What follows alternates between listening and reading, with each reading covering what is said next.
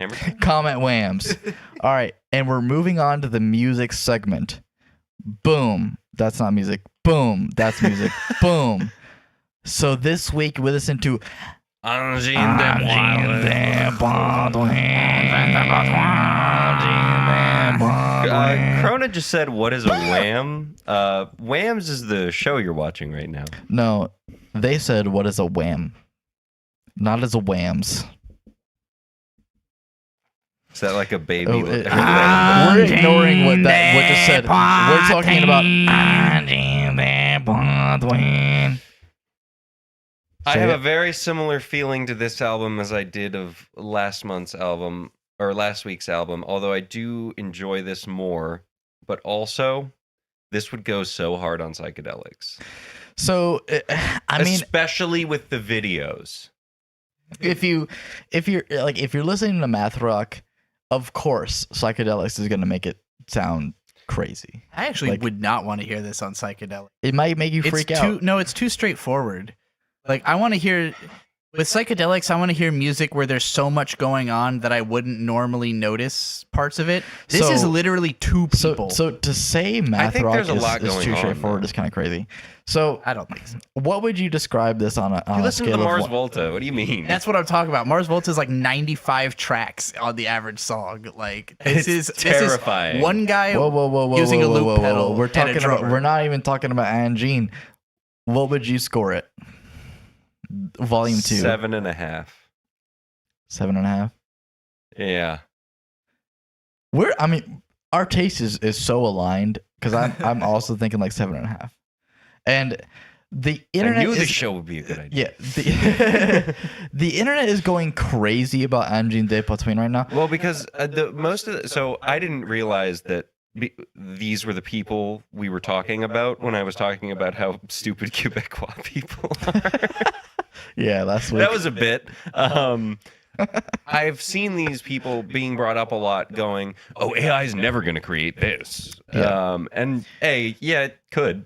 It could. Eventually it could. It could. And I think a lot of what people are referring to is the silly outfits. The silly outfits are some of my favorite parts of it. So people think, first of all, that math rock is impossible. And second of all, that microtonal shit is impossible, despite the fact that it's just a Westerner idea. Like, microtonal was just done in every other country. What does microtonal mean exactly? So the Western idea of music is that we have certain tone ranges. Like, the like baritone, bass. Do, re, mi, fa, sol, la, si, do. Okay. So what is in between that? So those notes are at certain frequencies. But you can go between those frequencies. Yes. So there are certain vibrations that make do, re, mi, fa, sol, la, si, do. Those are different vibrations.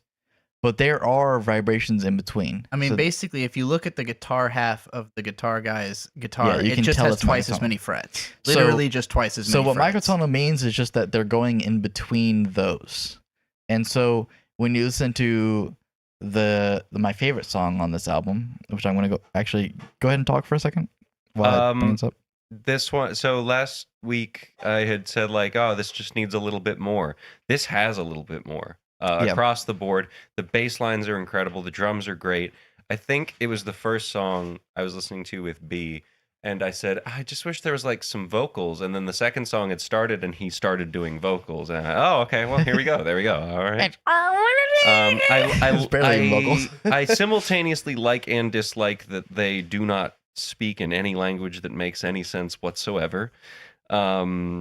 I always quote the lead singer of ISIS once said, I think it's important that my songs... What the fuck? It's a band called ISIS.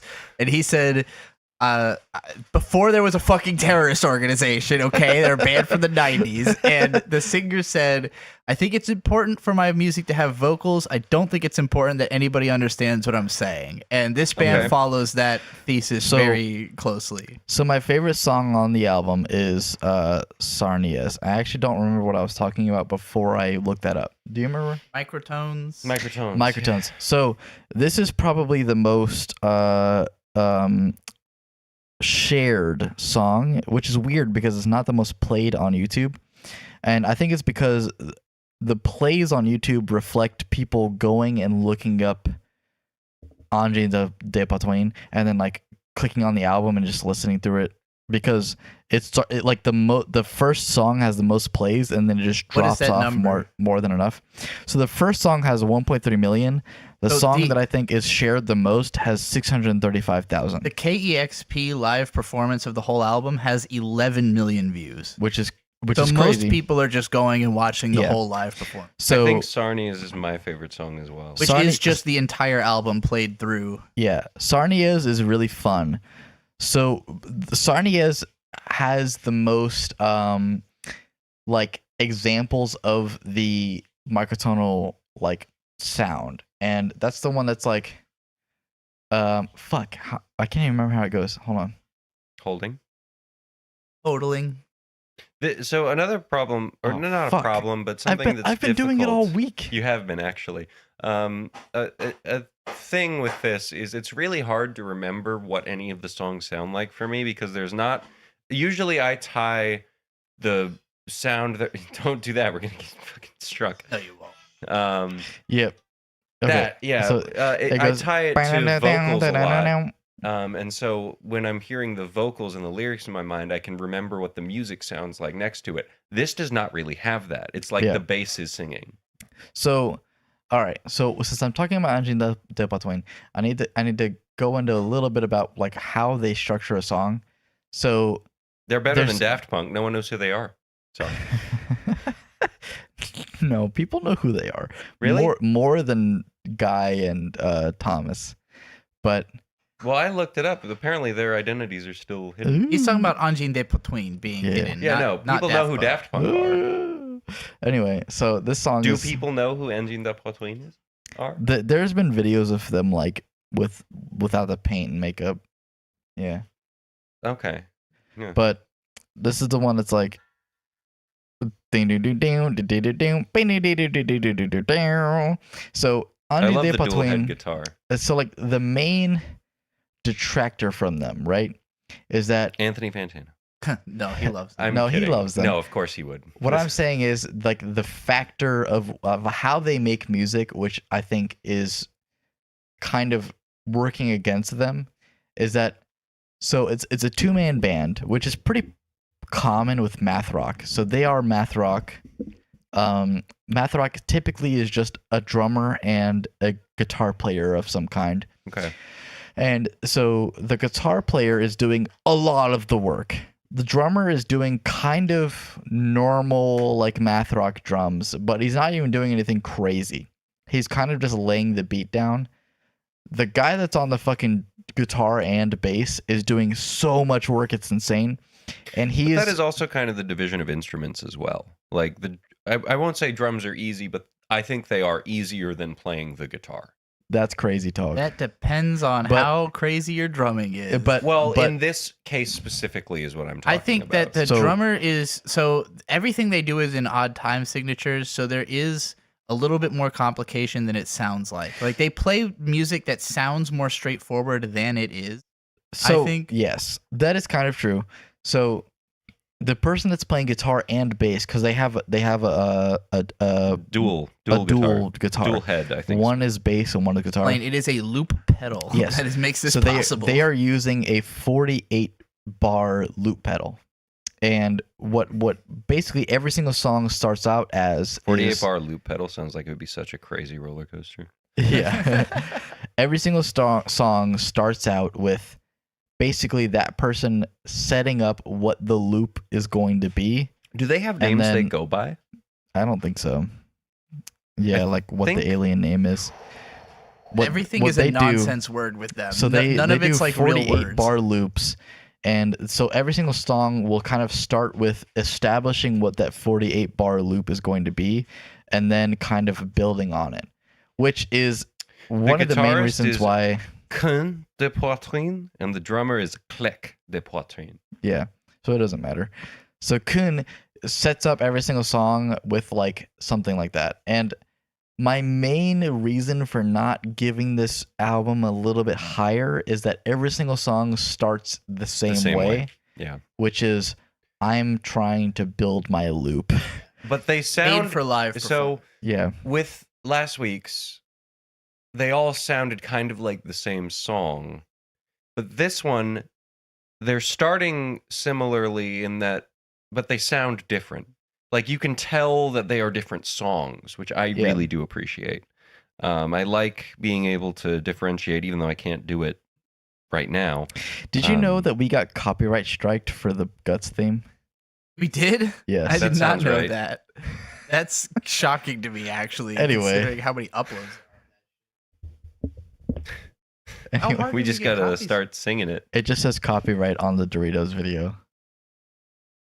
Oh, yeah, it does. Yeah. Just for the Guts Didn't theme. affect visibility at all, so that's No. good. It doesn't matter. Anyway, continue. I have something really funny to tell you after the stream about that Doritos video, but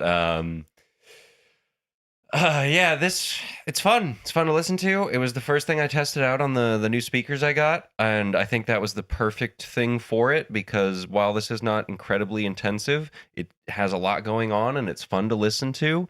I could see listening to this on just a long drive, 8-hour drive, just throw this on and whatever, 40 minutes goes by and you're like, Yeah. oh wow. Not even so 30. I think what's really 36. fun to say about this, so it's 26. 36 minutes long, It's 36. but it's only 6 songs.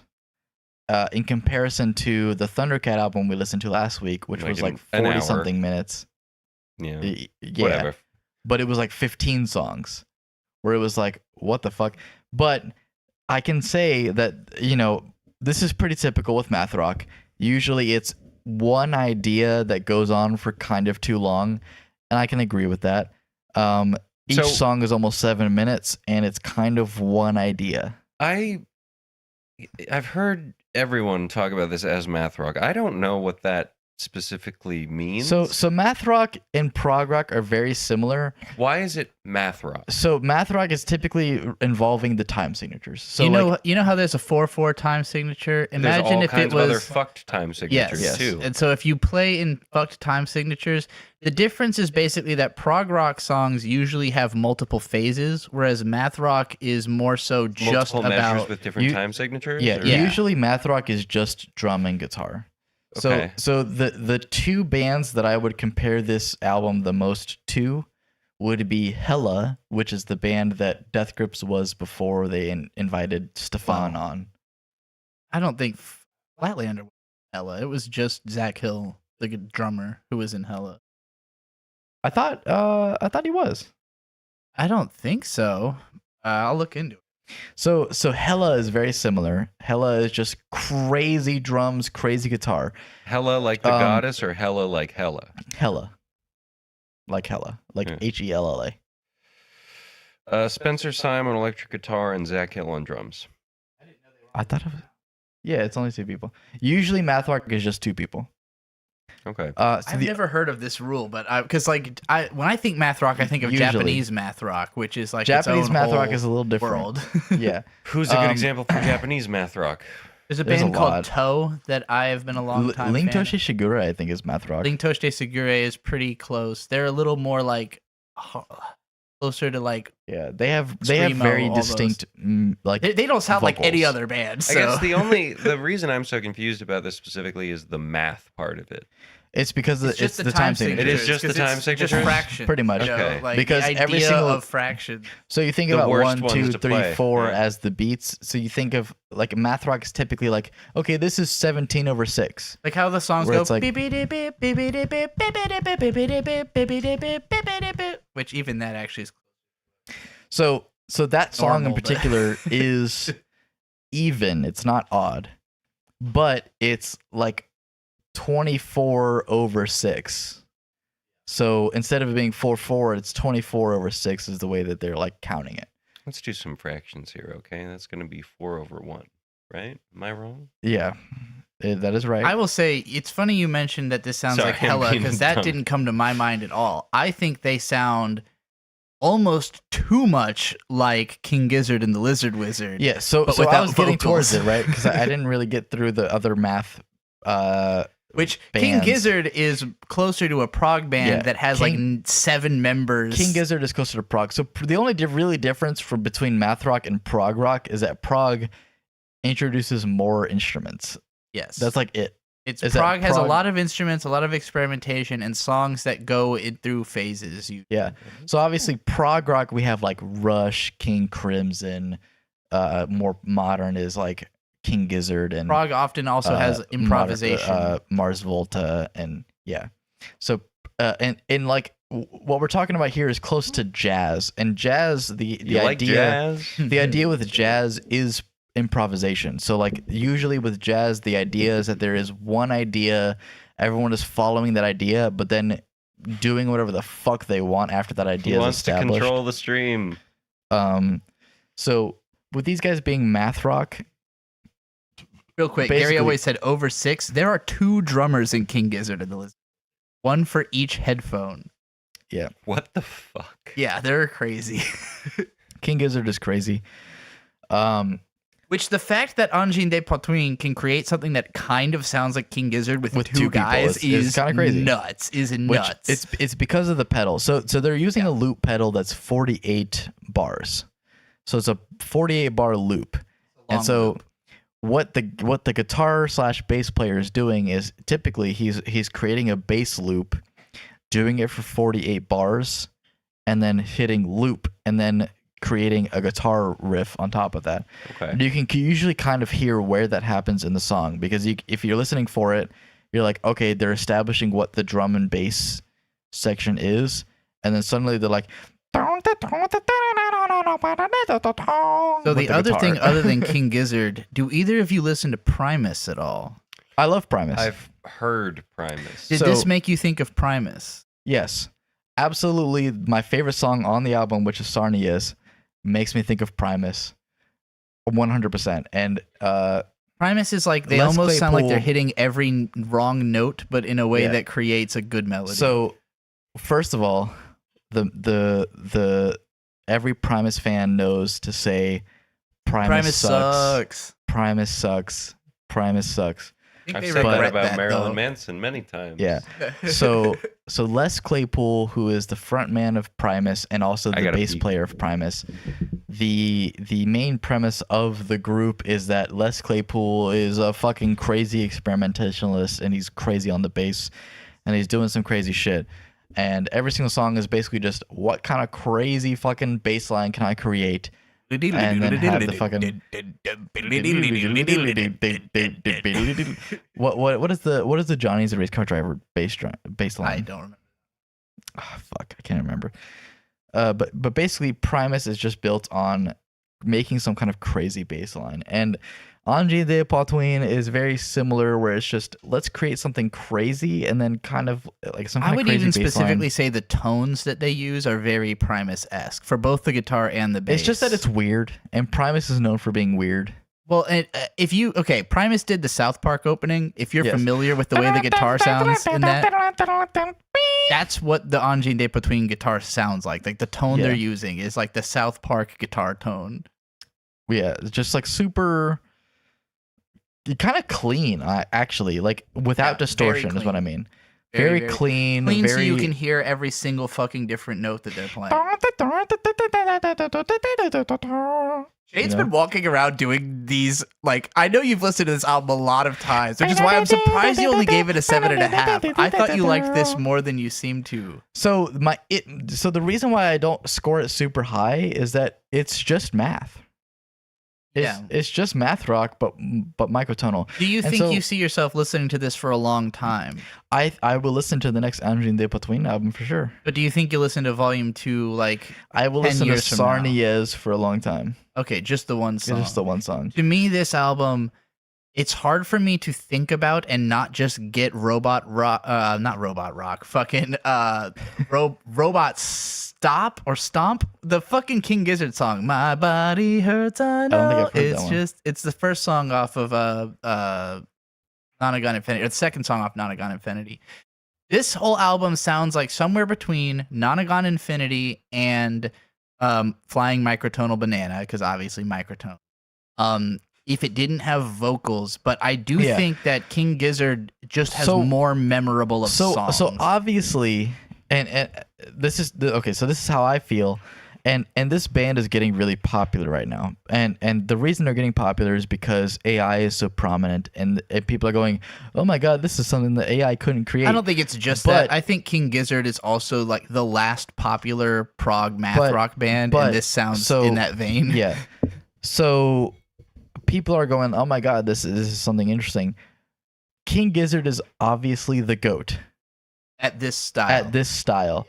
King Gizzard is doing some crazy shit that is not being topped by anyone else right now. And like no one else is really experimenting like King Gizzard is. So obviously if you compare Angine to King Gizzard is topping it. Well, and they also have been around for a lot longer and have way more 100%. Albums. So if you were comparing this to the first 2 King Gizzard albums, this would destroy them. Yeah. The first 2 King Gizzard albums are not even good, like compared to this. But they have become this incredible King Gizzard is band. Really, really good. So if we go ahead and put Angine de Poitrine up to King Gizzard wins. Unfair standard. Yeah, it's an unfair standard. But the fact that it reminds me of that with again 2 members compared to 7 is very impressive, and they're doing a really good job. Are you sure it's not one less than that? Don't go ahead. The most impressive thing to me about the context that I feel when I listen to it, when Bird put it on for the first time, I thought I can't be sitting my mind can't be sitting still listening to this. It is very active music. Yeah, and I think driving would be a great context, but I immediately busted out the Fumo racing game, the Toho Fumo racing game. You're like, I need to race while I literally was like, this is not music you can sit still to. This is like fighting game. This is if you're a gamer, if you like to listen to music that is not the video game you're playing while you play a game, this is the ultimate. I'm playing like a high intensity video game. I don't want to hear the soundtrack anymore. I've heard it too many times. Mega Bonk actually would be that would be a great game to play. This is Mega Bonk music. Mega Bonk music is great. And I think that's a big part of the popularity too, is that this is probably popular with gamers. That's who listens to math rock. No question. There is no normal person that's sitting down listening to Angine de Poitrine. No, you're definitely neurospicy if you like this shit. A little neurospicy if we're talking about it. Yes, Queen, we're talking about some spicy people here. You said neurospicy and then you just went into a gay voice. Better gay voice than I do. What the fuck? What the hell? Anyway, I must urinate. I have the urge to urinate. Before I urinate, final thoughts. What would make this a 10? What would make it a 10 for me is first the songs need to not always just start slow. And I know they're starting slow because of the loop pedal and because they're trying to play it live, but the album does not need to start slow. The second thing is that the drummer isn't like, he's doing cool shit, but he's not doing as much. Not doing as much as the other guy. I want to believe they called them Volume 1 and 2 so that, like, I feel like this is the introducing who they are and what they do era. I would like them to start experimenting a lot more on the album side. Like, we don't need it always to sound the same on the album as it does live. Do some shit you wouldn't do live on the album. We need to hear some cool shit album-wise. For me, it's for sure vocals. I don't even care if it's nonsense words. Just more of them. Yeah. There's not a lot of them. And they're very repetitive. I don't care about vocals at all. Yeah, that's a fair opinion as well. It's just, for me, the way my mind works with music, it's a lot easier to keep track of what's going on if I have certain vocal cues to think about. But yeah, I liked it a lot. Which surprised me. I honestly didn't think you were gonna like it. Yeah, I thought you were gonna come at me with like a 4. Oh yeah, next week. I thought you were gonna be like. I thought you were gonna be like, oh, it kind of. Pulled the notebook out and flipped it. I thought you were gonna be like, it rocks, but also. I want to give you. No, this was great. I want to give you two got options. A hard baseline. Sorry. Either we can listen to something that you really seriously love, and that is not modern, that Shade loves. Either one of you, but I know Shade's got some albums that he really loves that maybe he'd want to introduce you to, or you can listen to something brand new that I am almost certain you will both hate, but it will get a lot of views. I'll take what are the options? Two. No, I want to know what they are. The first option is is dealer's choice. You pick an album you. Oh, okay. What's the one you're talking about? Second album, the second choice is Bully by Ye. By Kanye? The artist formerly known as Kanye West. Oh, He has a new album come out? Bully. I will It's his comeback absolutely album. listen to Ye. All right. Y'all are gonna suffer Bully by We're gonna Ye. go ahead and listen to The Bully by return Ye. of gospel Ye. Wait, it's So his gospel it's shit? still going It's to the be return gospel. of gospel Okay. Ye. I might Okay. like his what was his gospel? Jesus is King. I really enjoyed You that. liked Jesus is King. I like Yes, Jesus and is King. but I didn't like a lot of Closed Kanye on Sunday. prior to that. You're my Chick-fil-A. You're my number one with the lemonade. That was fine. But no, it was the other stuff. That was fine. When they get really orchestral and musical with it, which church music typically does, I really Yeah. enjoy that shit. And if this is what we're going back into, And I might I haven't enjoy this a listened lot to more. it at all yet. So Okay. I do not think Kanye West deserves the hype. I fully agree with you. I think he's by far the most overrated artist of all time. I think Kanye deserves the hype. If we're being What's your real. favorite Ye album? Because your favorite sounds like Graduation. Jesus is King. Yours is Graduation. Yeah. Interesting. Absolutely Graduation. Wow, that's the least popular of his first three. What? Yeah, Late Registration is by far. Graduation is amazing. Or no, College Dropout is the College Dropout and Late Registration are considered. That's his like the meme is that masterpiece. he made Graduation, so it's okay that he's racist. For me, it's My Beautiful Dark Twisted Fantasy easily, Which is also good. But even that I think is overrated, including by me. I have to piss. Go piss. All right,